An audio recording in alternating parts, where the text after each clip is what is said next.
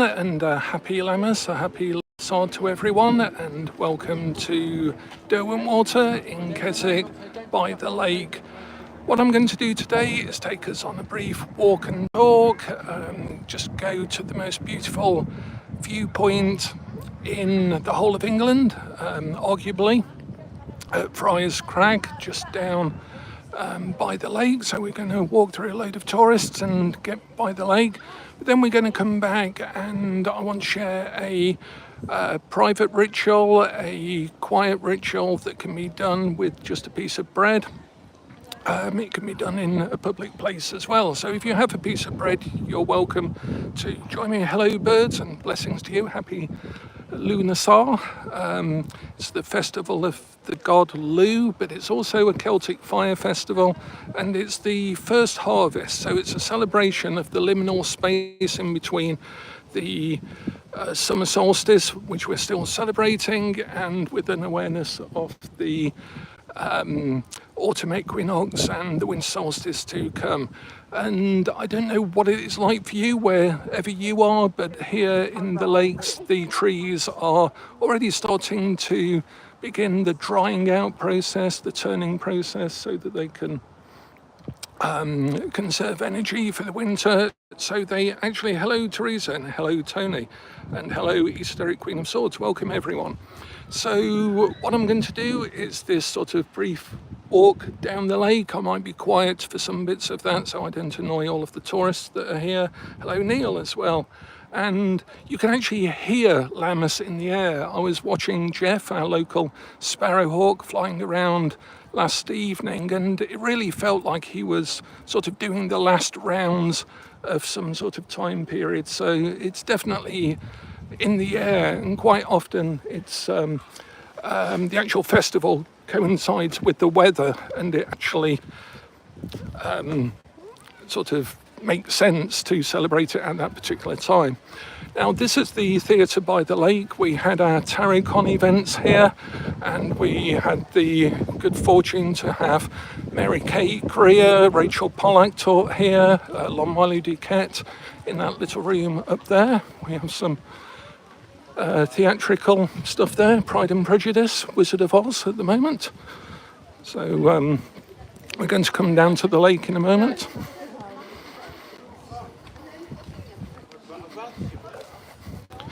It's fairly busy at the moment. It's a Friday here in the Lake District, so it's fairly busy.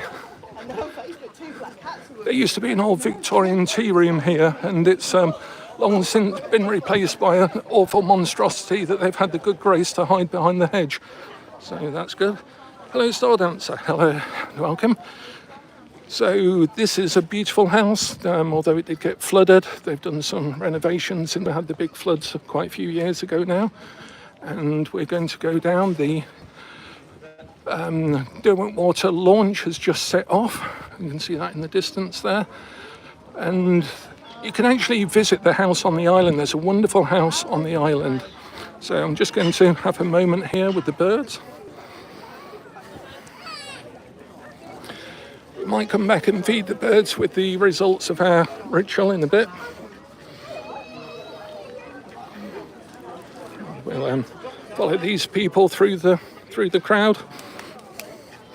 Hello birds, happy Lughnasadh birds.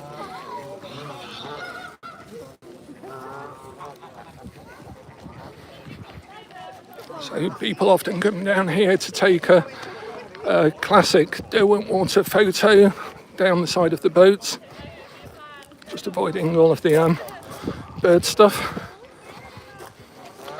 There's always a seagull perched here. I always say hello to the seagull perched here. Hello. I'm taking watch today, that's good.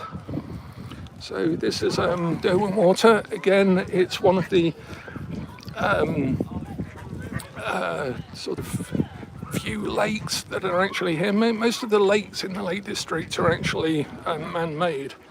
So yeah, Six of Swords, definitely the Six of Swords.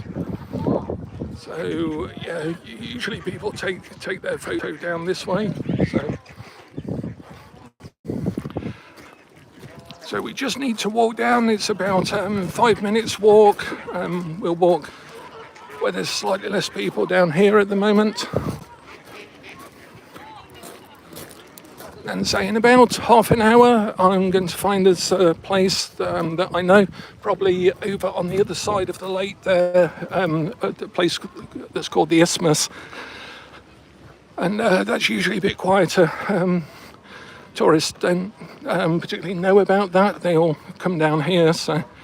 But I have to come down here to show you the arguably England's most beautiful viewpoint. It was great to have the tarot events here as well, because the participants were able to get their sandwiches at lunch and then just walk down here to this beautiful view down the Borrowdale Valley.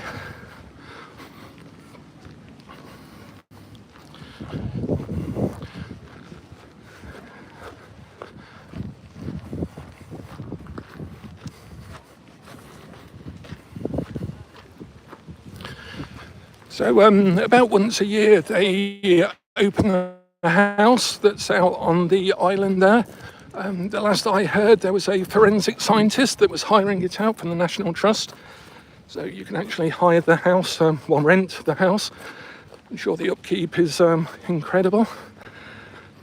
So Lammas is a weird festival. It's a sort of in-between festival, and quite often I find myself forgetting about this one because it's sort of sandwiched between the summer solstice and the autumn equinox. And then usually the weather or the sudden change in the season, it suddenly becomes slightly less summery or slightly more wintry, autumnal, sort of.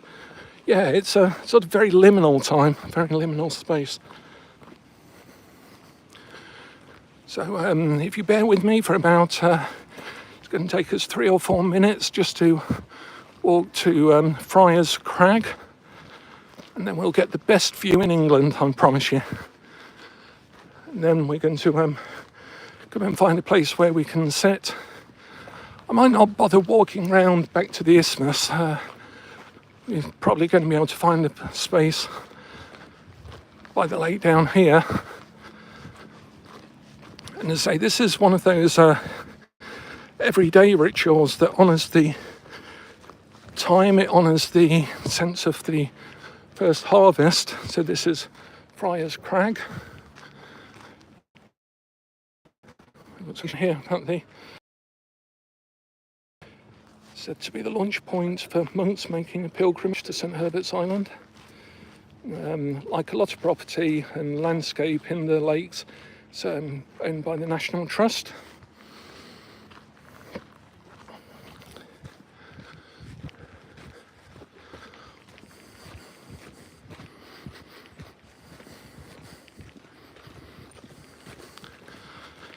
And when I get back, I'm going to be doing a special recording for members only, so that we can do a Lughnasadh Lammas spread together. I'm going to be using the Tarot of Everlasting Day to do that.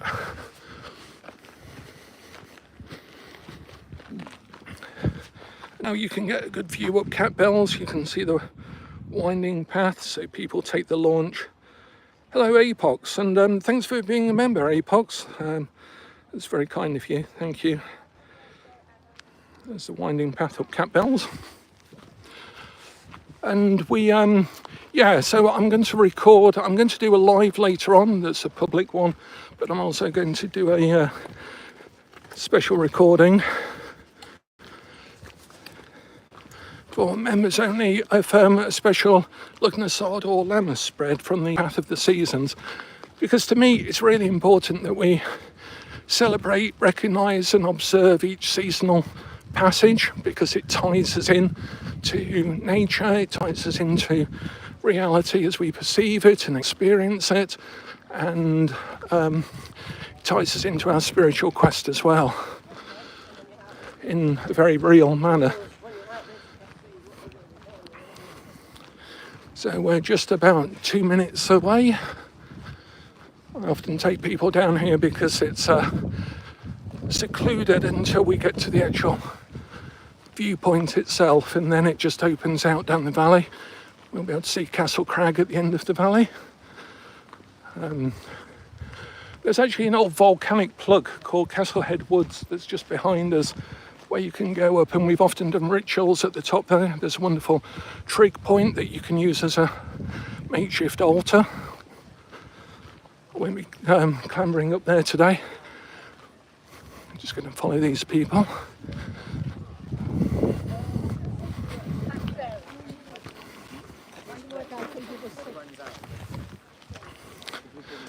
It's usually very crowded down here as well, so we'll have to silently observe our space for a moment.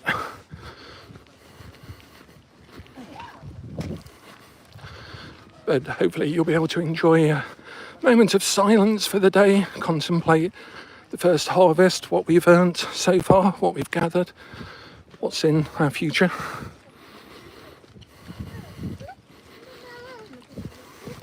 Okay, are you ready? Here we go.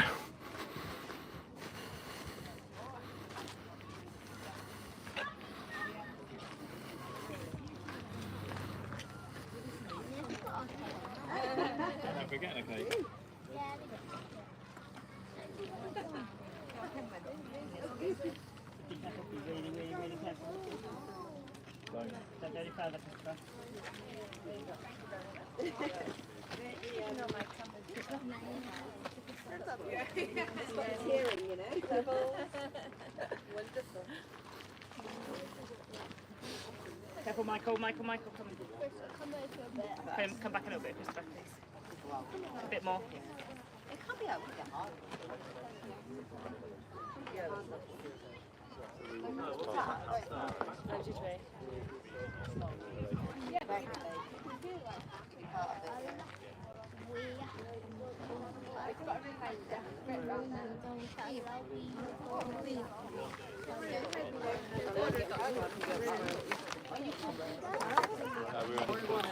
So, people tend to like sitting here for some reason.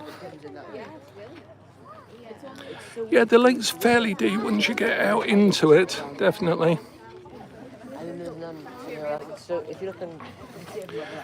Now, you can't see it at the moment, but down just here, there are some plaques for the town mayors. Each of the town mayors has had a plaque put, and quite often when the water's further out, you can see all of the names of the town mayors on the plaques just down here. And yeah, the ferry you can see in the distance there, the launch is coming round.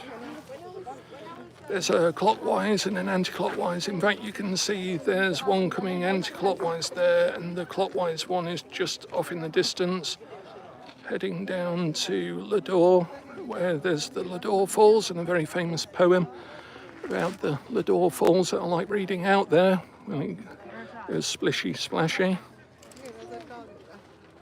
And people come and sit down here, have picnics and so forth. You can see up here we've got, just in my place here, that sort of fell with the path running up the back there. That's called Maiden Moor, and that's on the back of Cat Bells that's now behind that tree there. So that's Cat Bells and Maiden Moor. And then down to where we've done some rituals at the top of Castle Crag, down at the end there. And you can see that the weather's very late summer, early autumnal, proper Lughnasadh weather here in the lakes. Okay, let's head back, and we're going to find somewhere a bit quieter.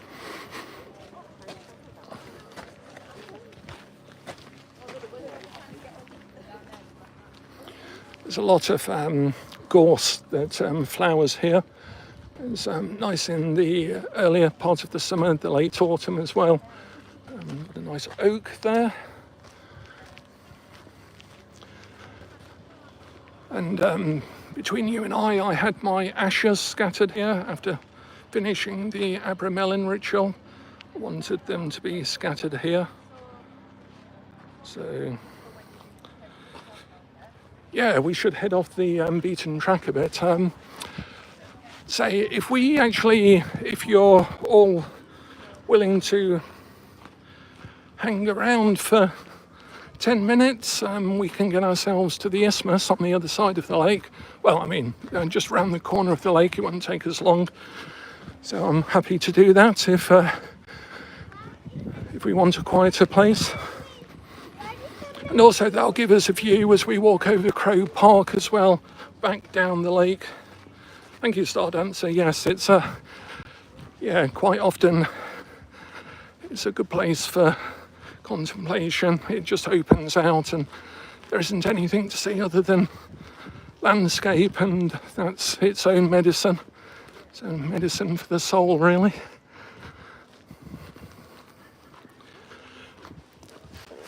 Oh, and as a reminder, I'm going to be giving a free deck, or just a deck for postage, to all members of the channel, whether you recently joined, already joined, or become a new member of the channel. If you're in the UK or US, we can get a deck to you for postage, or if you're prepared to pay for it worldwide. And it's actually 2 decks. It's the Tarot of Everlasting Day, and we have some excess stock, and I want to encourage people to join the channel, and we're going to be using that deck quite a bit over time. So if you'd like to join the channel and join us Wayfarers, where we have and they're going to have some courses as well. I'm going to put some special individual courses up on the channel for members, for Wayfarers, and it's about $4.99 a month. That's my advert break for you. Thank you for bearing with me. I'm on a YouTube bootcamp at the moment. That's how I'm learning how to do all of these live verticals. And hello, John. Welcome. I hope you got something out of your reading yesterday. I'm going to be doing live readings again later on, and this evening at 9 o'clock, the regular slot, and using the Tarot of Everlasting Day for that as well. So we're going to just sneak down here. Then we're going to take a left. We're going to go back to the theatre by the lake. Then we're going to hook a left over there to the isthmus. We always make jokes about having business at the isthmus, or Christmas business at the isthmus. So welcome to those joining. I'll be quiet for a moment, and you can enjoy the landscape wherever you are.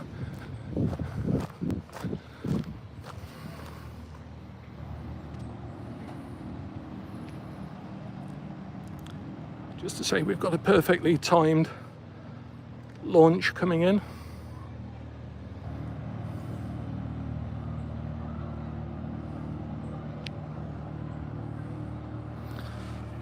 Couldn't have directed it better.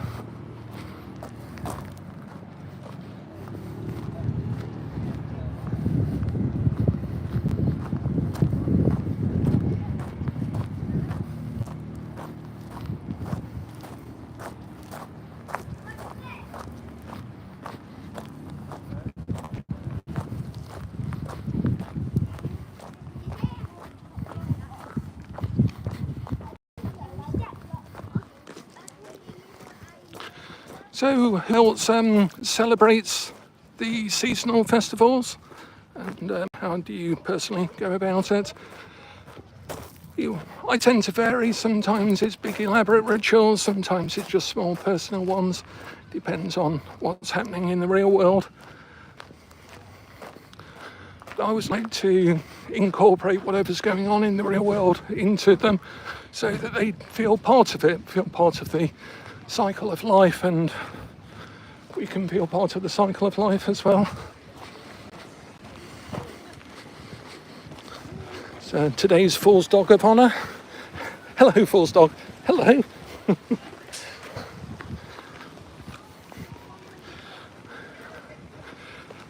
see if we can just get ahead of the people coming off the launch.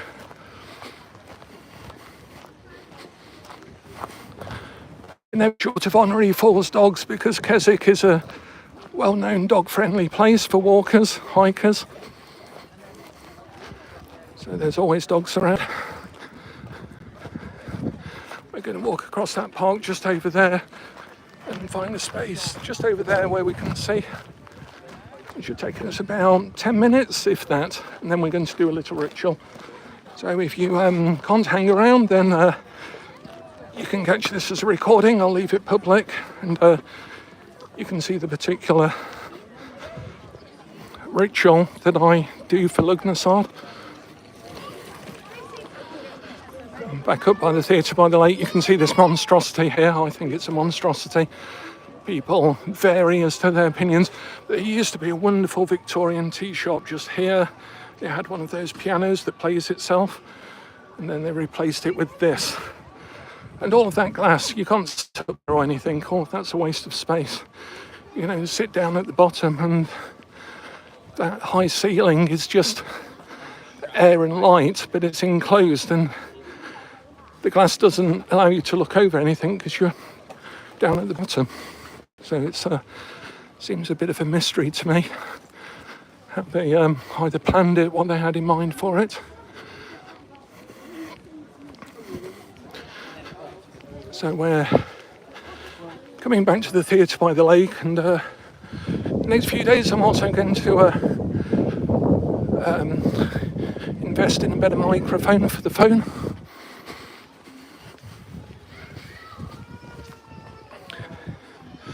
So this is Crow Park that we're going to go into.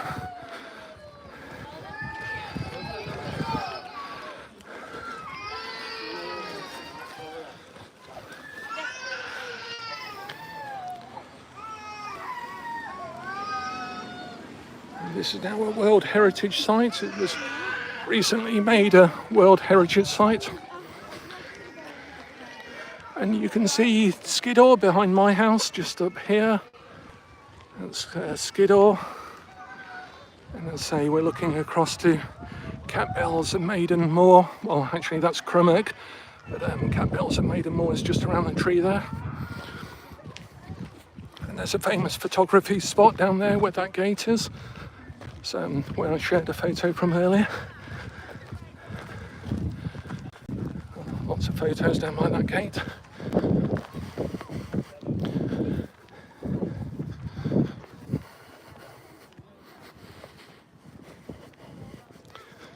Okay, so we can spend a moment here and really get a view. The Hill of Heart's Desire, yes. I think we all have to find our own Hill of Heart's Desire, whether that's an urban setting, a rural setting, a tourist setting, wherever it is, we have to make of it a Hill of Heart's Desire. There was a quote by, I think it was Eliphas Levi, and he said something about, if you don't find it magic, make it magic. Hello, Denny. Hello, Denny. I'm glad you could join us live. Yeah, if a thing is not magic, you make it magic. There's a Latin phrase for that. I think we quote it. Well, I know we quote it in Spiritual Key to the Tarot. Okay, so we're going to go a little off-piste. People often take photographs over here. We quite often have sheep roaming here. We did once have a big festival on the water, and everyone was sitting up here, and that was an incredible thing. Just going to be quiet for a moment.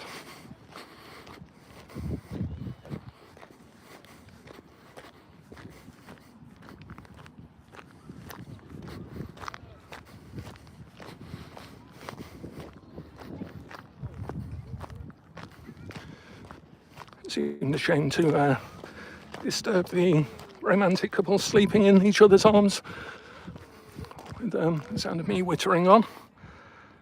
So here we have the view from Crow Park. Yeah, the clouds are something else, aren't they, today? I was wondering whether it was going to rain on me. Hello from Colorado. Yes, indeed, Sherry. Very different landscape there. I'm currently playing a sort of zombie apocalypse game, and I've decided to build my Horde at Night building in the desert area of the game, because it's so different to where where I actually live. Now, hopefully we should be able to get down here. So you basically walk to the very expensive supermarket that we have here called Booths, although it does have very high quality food, but it's very expensive. You can get to Booths by walking around that path, but we are going to walk slightly across the field here. And how are we doing for time? We're at 25 past, so yeah, I managed to time it just about right. Now, when it floods, all of this floods and you can't actually walk down here. All of this has been underwater at different times. Open the gate here. Right, let's say bye to the people. And we can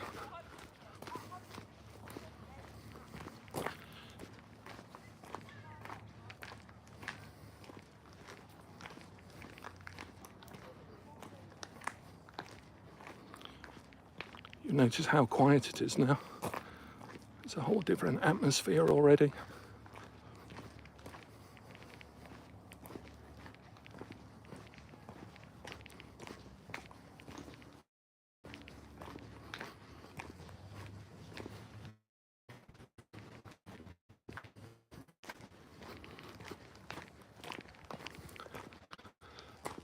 I like for natural rituals to find transition spots like gateways. I have a thing for gates, as those who know the Arcadia Tarot project will be aware of. A gate is a really powerful symbol, I think, for transitioning, for